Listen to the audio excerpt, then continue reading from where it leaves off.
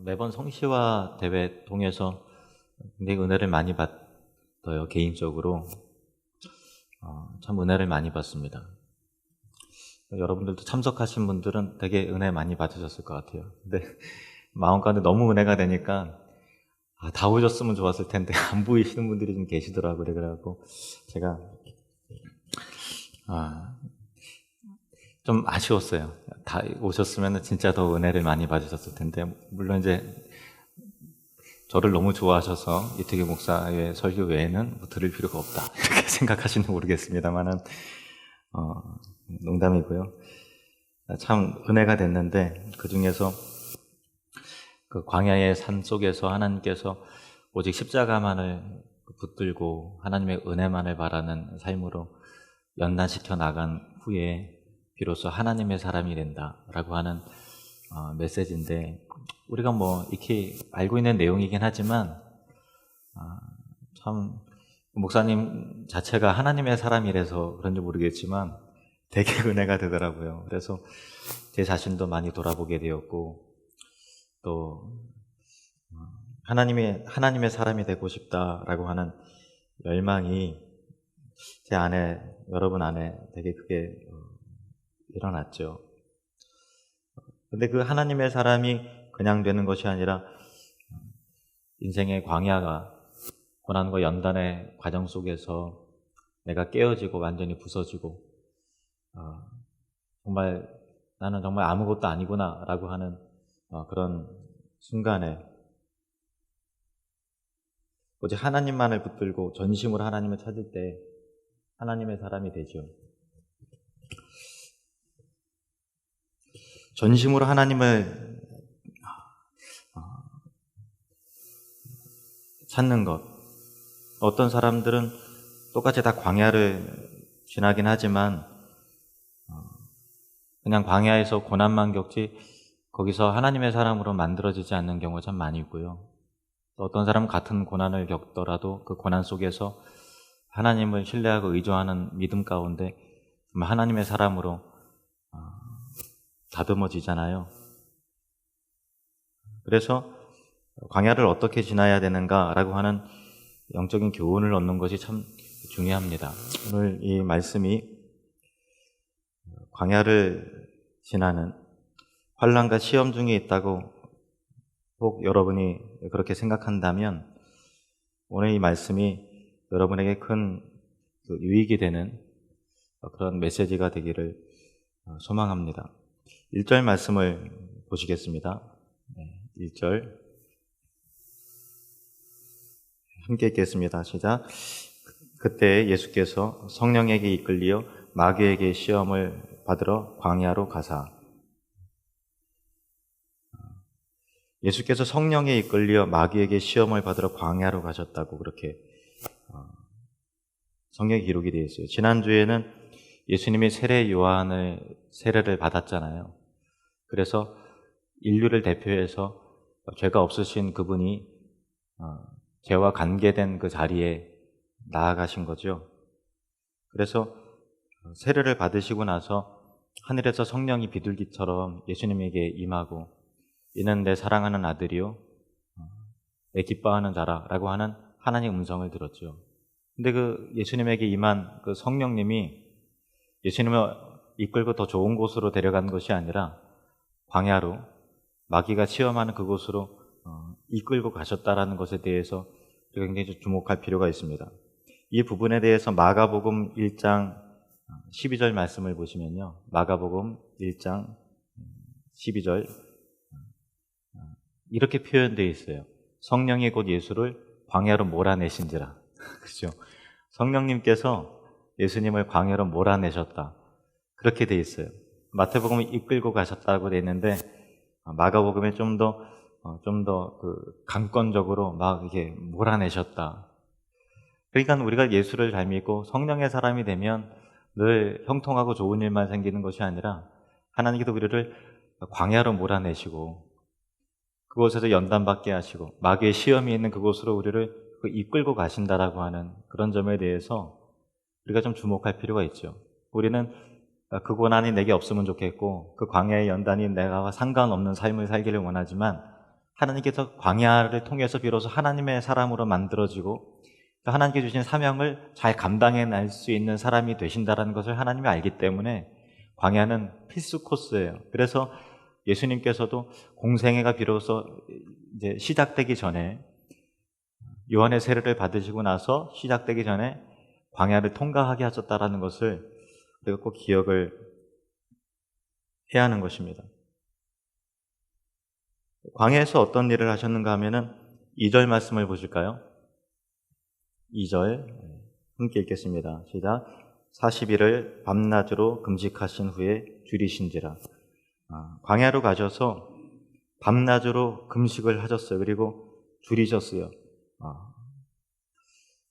근데 우리는 예수님께서 이런 시험을 받으시고 또 광야에서 40일간 금식을 하셨을 때 예수님이 하나님이시니까, 능력이 하나님이시니까 그래도 전에 배고프지 우리랑 뭐 같진 않겠지, 이런 생각을 하실 수도 있을 것 같아요. 그런데 예수님이 똑같이 배고픔을 느끼시는 분이시고, 가시에 찔리면 통증이 있으시고 피가 나고 육체적인 고난으로 인해서 죽으실 수 있는 분이 예수님이시잖아요.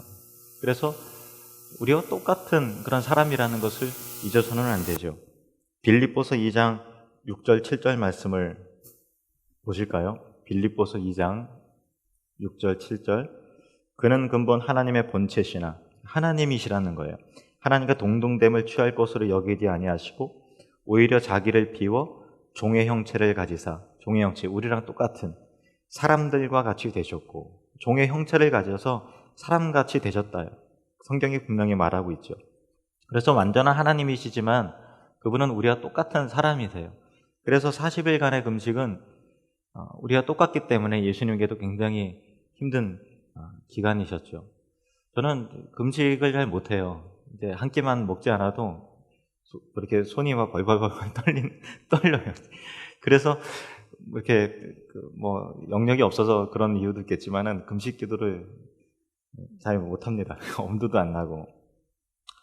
40일 금식이라는 것은 인간이 먹지 않고 버틸 수 있는 생명을 그래도 손상되지 않을 수 있는, 죽기 일보 직전까지 갈 수 있는 가장 긴 기간이 40일이라고 그러더라고요. 예수님께서 그렇게 최대의 기간 동안 버티신 거죠. 그 다음에 3절 말씀을 보실까요? 3절 말씀 함께 읽겠습니다. 시험하는 자가 예수께 나와서 이르되 내가 만일 하나님의 아들이여든 명하여 이 돌들로 떡덩이가 되게 하라. 내가 만일 하나님의 아들이여든 명하여 이 돌들로 떡덩이가 되게 하라. 시험하는 자 누구죠? 마귀. 예수님 앞에도 마귀가 나타나서 이렇게 시험을 하는 거예요. 사실 떡이 당장 필요하지 않는 사람에게는 이게 큰 유혹이 안 될 수 있지만 40일을 굶은 사람에게는, 아무것도 먹지 않은 사람에게는 대단한 시험이죠. 우리에게는 여러 아침 식사하고 오셨습니까? 뭐 굶어봤자 한 끼 두 끼 바빠서 못 먹을 때가 있지만, 그럴 때 큰 뭐 유혹이 되지 않을 수 있겠지만 40일을 굶은 사람에게는 굉장한 큰 유혹이에요. 제가 아는 어떤 집사님이 살을 빼려고 운동을 열심히 했는데 각오를 하고서 너무 멀리까지 간 거예요. 막 마라톤처럼 뛰어갔는데 너무 멀리까지 갔는데 돌아오다가 너무 배가 고파갖고 힘이 다 빠진 거예요. 근데 뭘 사 먹고 싶어도 돈을 안 갖고 왔어요. 그래서 집에까지 거의 뭐 기어오다시피 해서 진짜 뭐 죽는 줄 알았대요. 죽는 줄 알았대요. 그래서 집에 와서 냉장고를 열어보니까 먹을 게 있어야 되는데 딸기잼만 있더라고요. 그래서 당장 죽을 것 같아서 숟가락으로 딸기잼을 막 이렇게 퍼먹고 기력이 회복이 돼서 편의점 가서 이렇게 빵을 사 먹었다. 빵 사 먹을 기운도 없어갖고 딸기잼을 그렇게 퍼먹었다 그러더라고요. 제가 초등학교 1학년 때 어떤 사람을 보았는가 하면은 학교를 마치고 집으로 돌아가는데 옛날에는 잔치를 하면 요즘에는 뭐 어떤 예식장이라든가 이벤트 홀에서 잔치를 하잖아요. 옛날에는 집에서 했잖아요. 잔치가 끝난 집이었던 것 같아요. 그 집 대문 밖에 커다란 그 고무 빨간 그 고무통에 여러 가지 음식 찌꺼기가 가득이 있더라고요. 국수 같은 거 뭐 그런 게 가득 있는데 어떤 아저씨가 거린인 것 같아요. 나무젓가락을 주워다가 거기에 무릎을 꿇고 거기에 머리를 숙이고 막 먹더라고요. 그 계란도 막 먹고 막 먹더라고요. 제가 그런 거 처음 봤거든요, 그때. 정신을 잃고서 멍하니 쳐다봤어요. 그 아저씨가 고개를 들고서 저랑 눈빛이 마주쳤어요. 그 눈빛이 잊을 수가 없어요. 얼마나 배가 고팠으면 남들이 다 먹은 그 음식 찌꺼기를 막 그렇게 먹을까. 얼마나 배가 고팠으면은 그렇게 정말 파리가 막 들끓고 오물통에다가 머리를 쑤셔박고서 그렇게 그거를 먹을까. 마음이 너무 아팠어요. 그래서 집에 돈이 뭐 이게 있었으면 돈이라도 빵이라도 사드시라고 그랬을 텐데 돈이 없어갖고 집에 얼른 뛰어가서 500원을 달라 그런 다음에 아저씨를 찾았는데 아저씨가 안 계시더라고요. 근데 지금도 가끔 그 눈빛이 생각이 나요. 그 아저씨 어떻게 됐을까? 돌아가셨나? 아니면은 다시 인생이 회복이 되셨나? 아직도 궁금해요. 육체를 가지신 예수님에게 인간의 기본적인 욕구를 건드리는 그런 시험이었거든요. 가장 기본적인 욕구예요. 가장 기본적인 욕구. 이걸 건드리는 시험을 하셨어요. 근데 단지 이것이 배고프신 예수님에게 빵을 먹을래 안 먹을래 라고 하는 그런 종류의 시험만은 아닙니다. 더 깊은 의미가 있는데 이것은 예수님이 개인적인 시험이라기보다도 앞서 세례 요한에게 인류의 대표로서 세상 죄를 지고 가는 어린 양 대신 예수님의 그 길을 가는 세례를 받으셨잖아요. 지금 인류의 대표로 있는 거죠. 우리는 광야에서 다 실패했죠.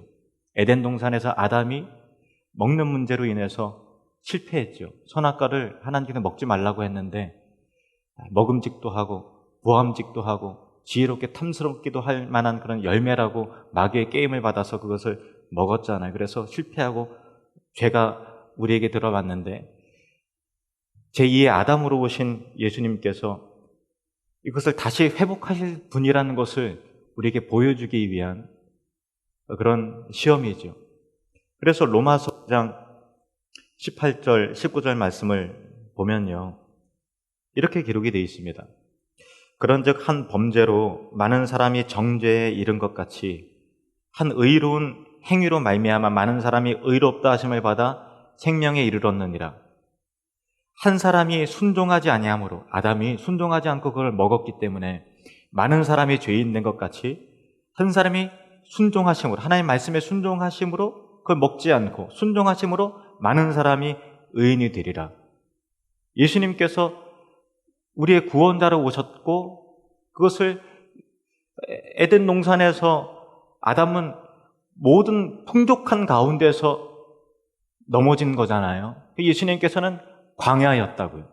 40일 동안 줄이셨다고요. 그럼에도 불구하고 그것을 이겨 승리하심을 통해서 우리의 구원자이신 예수님, 예수님의 대표성, 예수님 속에 들어가 있는 우리가 이렇게 시험을 이기는 자로 회복될 것이라는 것을 예수님께서 보여주시는 거죠.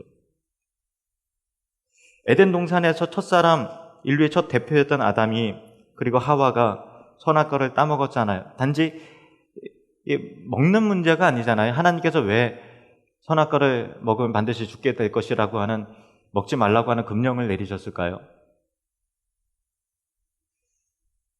선악과를 볼 때마다 하나님의 말씀이 생각나기 위함이죠. 인간의 생명과 모든 것이 먹는 문제로 기인된 것이 아니라 하나님의 말씀 아래에 있어야, 그리고 하나님의 계명 아래에 있어야, 최종적인 권위인 하나님 아래에 있어야 인간은 인간다워지고 그 안에서 생명과 참된 행복을 누릴 수 있는 것인데, 그 금령을 어김을 통해서 인간이 하나님으로부터 독립된 존재로 자기가 스스로 하나님과 같이 되길 원하는 마음으로 독립을 선하는 순간 인간은 생명 되신 그분으로부터 떨어져 나가게 되었고 우리는 죽게 되었던 것이죠. 선악과를 우리를 재앙을 이끌어 주려고 하는 결과로 만들어주는 그런 시험이 있던 것이 아니라 하나님을 떠나서는 살 수 없다라고 하는 것을 선악과를 통해서 끊임없이 상기시켜주는 그러한 언약이었던 것이고 복이었는데 인간은 그것을 걷어참을 통해서 하나님은 떠나서 나는 살 수 있다라는 것으로 그렇게 선언을 하고 하나님으로부터 멀어져 갔던 것입니다. 이런 시험 가운데서 예수님께서 이렇게 대답을 하시죠. 4절 말씀 같이 읽겠습니다. 4절 시작. 예수께서 대답하여 이르시되 기록되었으되 사람이 떡으로만 살 것이 아니요 하나님의 입으로부터 나오는 모든 말씀으로 살 것이라 하였느니라 하시니. 다시 한번 읽겠습니다. 시작. 예수께서 대답하여 이르시되 기록되었으되 사람이 떡으로만 살 것이 아니요 하나님의 입으로부터 나오는 모든 말씀으로 살 것이라 하였느니라 하시니. 그러니까 하나님의 입으로부터 나오는 모든 말씀으로 산다라는 것은 하나님의 말씀의 권위 아래에 있어야 인간은 생명을 잃어버리지 않을 수 있다는 것이죠. 떡이라고 하는 것은 육체적인 것이고 물질적인 것이잖아요. 우리가 물론 떡이 있어야 살지요. 물질도 있어야 삽니다. 떡이 없으면 배고프듯이 기본적인 욕구가 충족되어야 되듯이 떡이 있어야 되고 물질이 있어야 살지만 하나님께서 우리를 창조하실 때 본질적으로 떡에 의존된 존재로 창조하지 않으셨다라는 겁니다. 떡에 종속된 존재로, 떡보다 우리가 큰 존재잖아요. 그런데 물질에 종속된 존재로, 떡에 종속된 존재로, 떡이 채워져야만 비로소 생명을 얻고 떡이 있어야만 비로소 우리가 행복해지는 그런 떡보다 낮은 존재로, 작은 존재로 창조하지 않으셨어요. 우리보다 크신 분은 하나님 한 분밖에 계시지 않다라는 것입니다. 하나님이 생명의 근원이시죠. 떡이 생명의 근원이 아니라 하나님이 생명의 근원입니다. 그런데 많은 사람들이 오늘날도 떡을 위해서 살아가고 육신의 허기를 채우기 위해서 살아가고 떡을 얻기 위해서 잠시의 쾌락과 만족과 성공을 위해서 하나님을 참 떡이신, 참 생명이신 하나님을 잃어버리는 사람들이 참 많이 있는 것 같아요. 그 떡이 잠시 나를 만족시킬 수는 있겠죠. 잠시 나의 배고픈 허기를 채워줄 수는 있겠죠. 그러나 하나님 없는 떡은 영원한 생명이 되지 못한다는 사실을 우리는 꼭 기억을 해야 되는 것입니다. 우리의 실패는 다 여기서 있는 거예요. 그 떡을 통해서 잠시의 허기를 채우면 나에게 진정한 영원한 만족이 있으리라고 생각하지만 그렇지 않지요. 금방 더 배가 고파지잖아요. 우리에게 영원한 떡은, 영원한 생명은 하나님 한 분밖에 계시지 않는데 아직도 많은 사람들이 그 떡을 위해서 나름대로 사정은 있어요. 배고프다는 거예요. 40일을 내가 굶었다는 거죠. 이걸 먹어야 살겠다라는 거예요. 물론 이해가 됩니다. 그 상황은 납득이 될 수 있지만 그럼에도 불구하고 그 떡을 잡았는데 하나님을 놓쳐버린다면, 하나님을 잃어버린다면 무슨 소용이 있겠느냐는 것이죠. 오늘 본문을 조금 더 자세히 보기를 원합니다. 자, 1절, 2절 말씀을 다시 한번 읽겠습니다. 1절, 2절 같이 읽겠습니다. 시작. 그때 예수께서 성령에게 이끌려 마귀에게 시험을 받으러 광야로 가사 40일을 밤낮으로 금식하신 후에 줄이신지라. 참 중요한 부분입니다. 그때 예수께서 성령에 이끌려 마귀에게 시험을 받으러 어디로 가셨다고요? 광야로 가셨어요. 며칠간 밤낮으로 줄이셨죠? 40일간 밤낮으로 줄이셨죠. 왜 광야에서의 40일일까요? 뭐가 연상이 되시지 않으세요? 40일간 왜 또 줄이셨을까요? 무엇을 말씀하시려는 것일까요? 예수님께서 이 시험을 이기는 것을 통해서 우리에게 어떤 교훈과 메시지를 생각나게 하시려는 것일까요? 저는 금방 생각나는 것이 첫 번째 아담이 생각나고 두 번째 이스라엘 공동체가 40년 광야 생활을 그 연단의 세월을 지난 그것이 얼른 생각이 납니다. 그러니까 예수님께서 이 마귀에게 첫 번째 시험을 받으신 이 내용은 인류의 대표로서, 제2의 아담으로 오신 인류의 대표로서 인간의 타락하게 된 그 시점을 원점으로 돌아가서 회복시키시려는 그런 시험이셨고, 두 번째는 교회 공동체, 아담 한 사람뿐만 아니라 그의 후손들로 말미암아 그 교회 공동체가, 이스라엘 공동체가 광야에서 연단을 받잖아요. 그래서 이것은 인류의 대표로서, 또 이스라엘을 위해서, 하나님의 백성을 위해서, 또 교회와 연합된 시험이었다라는 것입니다. 그래서 예수님께서 이 시험을 받으시고 마귀에게 이 돌들로 명하여 떡덩이가 되게 하라라고 하는 질문 앞에 예수님께서 다른 말씀으로 이기신 것이 아니라 이 말씀으로 이기셨다라는 거예요. 4절 말씀 다시 한번 읽어볼까요? 4절 시작.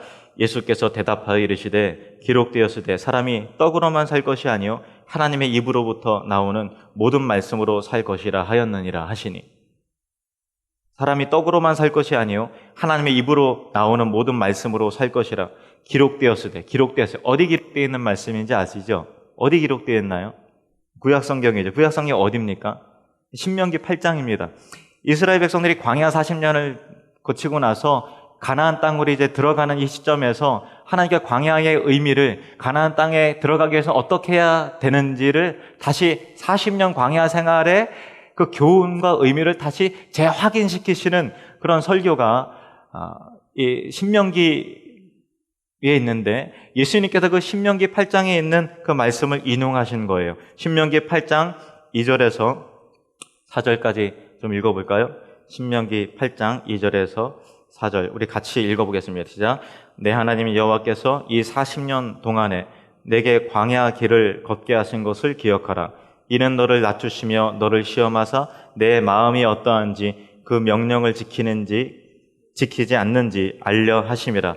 너를 낮추시며 너를 줄이게 하시며 또 너도 알지 못하며 내 조상들도 알지 못하던 만나를 내게 먹이신 것은 사람이 떡으로만 사는 것이 아니요 여호와의 입에서 나오는 모든 말씀으로 사는 줄을 내가 알게 하려 하심이니라.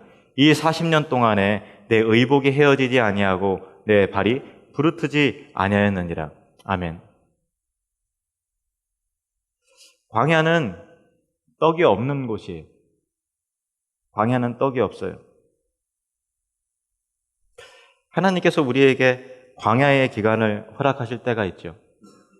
먹을 떡이 없는 기간을 여러분의 인생 가운데 일정 기간 동안 떡이 없어서 정말 죽겠다 싶은 그런 기간을 허락하실 때가 있어요. 먹을 떡이 없다라는 것. 여러분의 자존심은 밑바닥까지 다 떨어지고 자존심을 지키기 위한 남은 떡도 없는 거죠. 육체의 안위를 위한 떡도 없는 시기가 있어요. 한마디로 낮아지고 줄이고 궁핍해지는 그런 기간입니다. 성시화 대회 때 하도균 목사님이 메시지 전한 것 가운데서 무디 목사님이 모세의 일생을 세 기간으로 나눌 수 있음을 이야기해 주셨는데, 제가 그 부분을 다시 좀 정리해서 여러분에게 좀 소개를 해드릴게요. 모세는 120세까지 살았잖아요. 아시다시피 애굽의 왕자로서 40년의 세월을 보냈고, 그 다음에 도망가서 미디안 광야에서 40년을 또 보냈어요. 그리고 하나님께 다시 부르셔서 이스라엘의 민족 지도자로서 이스라엘을 이끌고 애굽을 탈출해서 광야를 지나서 가나안 땅으로 인도하는 그 기간에 40년 동안의 삶을 허락했죠. 이렇게 40년씩 분명히 나눠지기 때문에 세 기간으로 나누는 것은 어렵진 않아요. 그런데 세 기간이 의미하는 바가 참 기가 막혀요. 참 거기에 지혜가 담겨져 있어요. 다시 그거를 좀 여러분에게 말씀을 드리면, 애굽의 왕자로서의 40년은 모세는 애굽의 왕자였지만 어머니로부터 사명과 너의 정체성에 대해, 모세의 정체성에 대해서 늘 교육을 받았죠. 그래서 애굽의 왕자지만은 나는 유대인을 사랑하고 하나님께서 또 나를 통해서 유대인들을 이 억압 가운데서 구원해 내실 일과 그런 하나님 나라의 일들을 생각을 했어요. 그래서 그 사명을 내가 감당해야 되겠다라고 하는 그런 기간이 있었던 것이죠. 광야에 들어가기 전에 애굽의 왕자로서. 그래서 그 기간을 I am somebody 이렇게 하더라고요. 그 somebody라는 것은 어떤 의미가, 나는 특별한 존재. 이게 뭐 잘난 척 한다라는 느낌보다도 어쨌든 모세는 특별한 존재잖아요. 애굽의 왕자였어요. 그리고 모든 희망이 모세에게 다 걸려 있는 거죠. 그리고 하나님께 쓰임 받기를 원하는 그런 마음도 있었어요. 그래서 그 다음에 미디안 광야로 도망가잖아요. 애굽 사람 한 사람 쳐 죽이잖아요. 그런데 단지 쳐 죽인 것 때문에 도망간 것이 아니라, 물론 그것이 발단이 됐습니다마는 내가 애굽의 왕자로서, 히브리서 11장에 있는 내용입니다. 애굽의 왕자로서 누리는 낙보다 내 동족과 함께 고난받는 것을 더 영광스럽게 여기는 그 믿음이 있었다라는 것입니다. 그래서 왕자기 때문에 얼마든지 덮을 수 있는 사건이에요. 그 당시에 왕자인데 얼마나 큰 권력이 있어요. 그러니까 애굽 한 사람 때려 죽였다고 뭐 그게 도망갈 정도는 아니잖아요. 그러니까 그것이 발단이 됐습니다만은 왜 그런 선택을 했는가 하면은, 하나님, 정말로 내가 이 애굽의 왕자리에서 죄와 낙을 누리는 것보다 하나님의 백성으로 이들과 함께 고난받기를 원합니다. 그리고 하나님께서 나를 사용해 주십시오라고 하는 이 비전과 믿음 가운데 나갔다라는 거예요. 그래서 히브리서 11장에 보면 믿음으로 모세는 그렇게 이 애굽의 왕자로서 잠시 낙을 누리는 것보다 하나님의 백성으로서 그들과 함께 고난받는 것을 선택했다고 그렇게 나와 있는 것이죠. 그런데 다 버리고서 도망가서 미디안 광야로 갔는데 40년 동안 하나님께서 써주시지 않더라라는 거예요. 절망이죠. 믿음으로 주를 위해서 다 포기했다고 생각을 했는데 정작 하나님께서 그래 너를 사용해 주겠다라고 하셔서 하나님의 강권적인 은혜 가운데 역사가 나타나고 뭔가 일들이 이루어져야 되는데 양을 치면서 그냥 40년 동안 그렇게 광야 생활을 지냈던 것이죠. 그 기간을 일컬어서 I am nobody. 나는 정말 아무것도 아니다. 정말 하나님께서 나를 사용해 주셔야 되는데, 난 틀림없이 내 삶을 하나님께 드렸는데 정말 나는 아무것도 아니구나. 다 포기한, 그래서 그냥 그런 상태까지 있는 것이죠. 그래서 80세까지 있어요. 그 당시에 80세면 그 당시 평균 수명이, 모세가 쓴 시편에 쓴 거면은 사람이 강건하면 80이라고 얘기했잖아요. 그 당시에 80세까지가 거의 그렇게 강건하면 80세까지 사는데 모세가 80세까지 그렇게 살았다는 거예요. 내 인생은 여기서 끝났구나. I am nobody. 근데 하나님께서 모세를 부르시잖아요. 그리고 나서 이스라엘의 민족 지도자로서 하나님께서 모세를 사용하기 시작하세요. 아무것도 아닌 것 가운데 전심으로 하나님께 매달리면서, 아무것도 아닌 것 가운데 하나님의 은혜만을 구하면서 이스라엘을 다시 광야로 인도해서 가나안 땅까지 인도하는 데 있어서 모든 사명을 잘 감당합니다. 어떤 사람으로서요? 하나님의 사람으로서. 그 기간이 I am God's body. 나는 하나님의 사람입니다. 나는 하나님의 사람입니다. 처음에는 I am somebody. 나는 특별한 사람입니다. I am nobody. 나는 정말 아무것도 아닙니다. 그 다음에 I am God's body. 나는 하나님의 사람입니다. 나는 하나님의 사람이다라고 하는 그 정말 하나님의 사람으로 쓰임받기 전까지 I am nobody가 있어야 된다는 것이죠. 광야를 통해서 나는 정말로 아무것도 아니라고 하는 존재를 깨닫고 자기 한계를 깨닫고 비로소 십자가 아래서 나아가 무릎 꿇고 자아가 예수님과 함께 죽고 내 고집과 혈기가 죽어서 하나님을 의존하는 것이죠. 전적으로 하나님을 매달리는 그 광야의 생활이 우리에게 모두가 다 필요하다는 것입니다. 그리고 이 모든 것이 하나님의 은혜에 의한 것이라는 것을 깨닫게 되는 것이죠. 그래서 내 자아가 완전히 죽었을 때 하나님께서 마음껏 쓰실 수 있는 하나님의 사람, God's body, 하나님의 사람이 된다라고 하는 것입니다. 하나님을 의존할 때 하나님의 사람이 되죠. 하나님의 사람은 광야를 통해서 만들어진다라는 거예요. 그런데 광야를 통과한 사람들이 다 하나님의 사람이 되느냐? 그렇지 않다라는 것입니다. 그 광야를 통해서 하나님의 은혜라는 것이 무엇인 줄 알고 정말 십자가 앞에서 무릎을 꿇을 때 그 사람을 통해서 하나님께서 역사하기 시작하신다라는 것이죠. 광야는 떡이 없는 곳이에요. 굶주리는 곳이고 낮아지는 곳이고 궁핍한 곳이에요. 그런데 놀라운 것은 뭔지 아세요? 떡이 없는 곳인데 뭔지 아세요? 굶어 죽지 않는 곳입니다. 성경의 기록을 보니까 광야에서 이스라엘 백성이 굶어서 죽었다라는 것은 기록이 없어요. 하나님께 굶어 죽지 않도록 만나를 날마다 매일마다 공급하셨다라는 것이죠. 한번 따라해 볼까요? 광야에 떡은 없지만 굶어 죽지는 않습니다. 여러분 인생 가운데 광야를 다 거치셨을 거예요. 굶어 죽으셨습니까? 그러니까 살아 계시네요. 굶어 죽지 않는다라는 거예요. 뭐냐면 하나님의 은혜가 있다라는 것이죠. 광야에 떡은 없지만 하나님의 은혜에 의해서 생존되는 곳이 광야라는 거예요.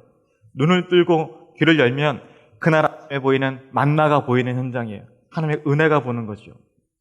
결국 내가 사는 것이 떡이 없음을 통해서 죽을 것 같지만 죽지 않게 되는 삶을 통해서 내가 살고 죽는 것이 떡과 물질에 의한 것이 아니라 하나님의 은혜에 의해서 사는 것, 하나님에게 종속된 존재라야 비로소 살게 된다는 것을 알고 훈련시켜 나가는 것이 바로 광야의 삶이고, 그 광야의 여정 가운데 그 은혜를 깨닫게 되면 하나님의 사람으로서, 하나님께서 마음껏 사용하실 수 있는 하나님의 사람으로서 준비되어진다는 것입니다.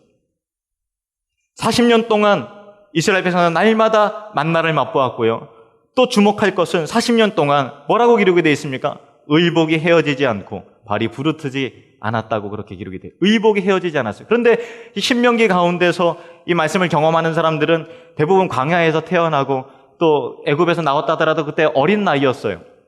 인생의 대부분을 광야에서 겪었기 때문에 40년 동안 발이 부르트지 않고 신발이 헤어지지 않고 의복이 헤어지지 않는 것을 경험했을 때 그것이 정말 신기하다 그렇게 생각했을까, 아니면은 당연한 거 아닌가 이렇게 생각했을까요? 그게 은혜라는 것을 잘 몰랐을 것 같아요. 모세가 알려주기 전까지는 원래 발이 부르트는 건가? 왜냐하면 부르트는 것을 경험해보지 못했으니까, 옷이 헤어지는 것을 경험해보지 못했으니까 이것이 날마다 공급되어진 하나님의 은혜와 기적이었다는 것을 감지를 못했던 것이죠. 그런데 모세 광야를 지나고 나서 가나안 땅에 들어가는 그들에게 이것이 너희에게 임하신, 날마다 임하신 하나님의 은혜였다는 것을 다시 깨닫게 해주는 거예요. 찬양을 하나 소개를 합니다. 주 은혜임을 나는 믿네라고 하는 찬양인데, 광야의 삶 가운데서 우리 마음이 상할 때가 많고 떡이 없어서 줄을 때가 많잖아요. 그래서 홀로 울 때가 참 많이 있습니다. 그런데 세상 소망 다 사라져가도 주의 사랑은 끝이 없으니 살아가는 이 모든 순간이 주 은혜임을 나는 믿네. 정말 이 가사가 너무 아름답고 귀해요. 세상 소망이 다 사라져가는 떡이 없는 그런 순간이라 할지라도 신앙의 사람은 밑바탕에 하나님의 은혜가 계속해서 깔려 나가는 삶을 살고 있음을 부인하지 않고 눈을 뜨고 귀를 열어서 하나님의 은혜를 발견하는 사람이 하나님의 사람이라는 것입니다. 저와 여러분이 세상 소망이 다 사라져가고 떡이 없어서 줄을지라도 나로 살게 하는 것은 그 떡이 아니라 하나님의 입에서 나오는 모든 말씀으로 나를 살게 한다라고 하는 하나님의 은혜임을 기억하는 저와 여러분이 되기를 원합니다. 이 찬양 같이 한번 불러볼까요? 주 나의 모습 보네. 주 나의 모습 보네. 주 나의 모습 보네. 상한 나의 맘 보시네. 주 나의 눈물 아래 홀로 울던 맘 아시네. 세상 소망 다 사라져가도 주의 사랑은 끝이 없으니 살아가는 이 모든 순간이 주 은혜임을 나는 믿네. 아멘. 주 사랑 내게 있습니다. 주 사랑 내게 있네. 그 사랑이 날 채우네. 주 은혜 내게 있네. 주 은혜 내게 있네. 그 은혜로 날 채우십니다. 그 은혜로 날 채우네. 세상 소망 다 사라져가도 세상 소망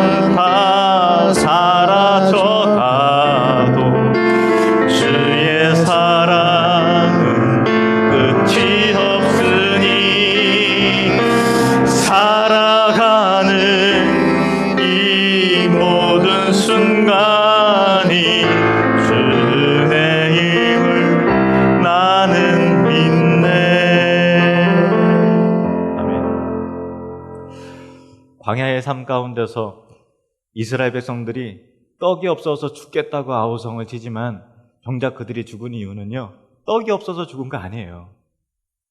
불평하고 원망하다가 다 죽은 겁니다. 우리가 어쩌면은 정말 당장의 주림과 또 궁핍함과 낮아짐으로 인해서 떡이 없어서 내가 죽겠습니다 라고 하지만, 하나님께서 우리에게 깨닫게 해주신 것은 너에게는 만나의 은혜가 있느니라 라고 하는 것을 알게 해주시는 거예요. 의복이 헤어지지 않고 발이 부르트지 않는 날마다의 은혜와 기적 가운데서 살아가는 거예요. 믿음의 사람들은 없는 떡을 보고서 불평하는 것이 아니라 날마다 내리는 오늘도 일용할 양식을 주시고 발이 부르트지 않게 하시고 의복이 헤어지지 않게 하시는 하나님의 은혜를 눈을 열어서 보는 사람들이 믿음의 사람인 거죠. 예수님께서 40일을 줄이셨어요. 내가 떡이 없어서 죽는다고 생각을 했다면 마귀가 한 대로 돌들을 떡으로 바꿔갖고 드셨어요. 그럴 만한 능력이 있으시잖아요. 그런데 예수님은 아셨고 우리에게 그것을 보여주신 거예요. 사람이 떡으로 사는 것이 아니라 하나님의 입으로 나오는 모든 말씀으로 사는 것이다. 하나님에게 있어서 종속된 존재로서 생명을 누리는 것이지 잠깐 허기를 달랜다고 거기에 영원한 생명이 있는 것이 아니라는 것을 우리에게 깨닫게 해주시는 것입니다. 우리 함께 따라해 볼까요? 사람이 떡으로 사는 것이 아니라 하나님 입에서 나오는 모든 말씀으로 사는 것입니다. 이 순간 광야의 여정을 지내신다면 이 교훈을 반드시 얻고 하나님의 사람으로 쓰임받기를 원합니다. 우리 함께 기도할 때, 하나님, 광야의 삶 가운데서 떡이 없어서 죽겠다고 불평하고 원망하고 죽는 것이 아니라 정말 우리가 죽는 것은 돈이 없어서 죽는 것도 아니고 떡이 없어서 죽는 것이 아니라 하나님을 떠나서 죽는 것인데, 하나님 떠나지 않는 하나님의 은혜만을 사모하고, 그래서 하나님의 사람으로 연단되어서 하나님께 쓰임받는 그런 하나님의 사람이 될 수 있도록 도와주시옵소서. 예수님께서 시험을 이기시고 광야를 통과하셨던 것 같이 우리도 시험이 있는 광야를 잘 통과하는 그런 믿음의 사람으로 훈련되게 해주시옵소서. 우리 주님의 이름을 크게 세 번 부르고 통성으로 기도하시겠습니다. 주여